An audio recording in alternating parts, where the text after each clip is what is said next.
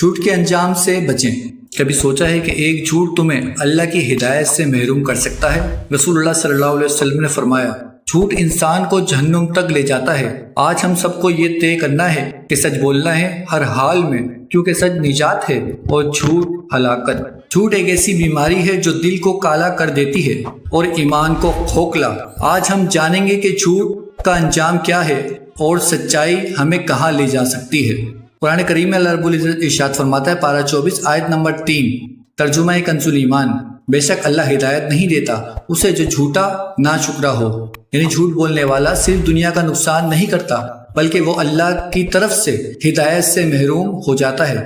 خاتم النبیین صلی اللہ تعالیٰ علیہ وآلہ وسلم نے ارشاد فرمایا، سچ نیکی کی طرف لے جاتا ہے، نیکی جنت کی طرف، اور انسان سچ بولتا رہتا ہے یہاں تک کہ اللہ کے ہاں صدیق لکھ دیا جاتا ہے۔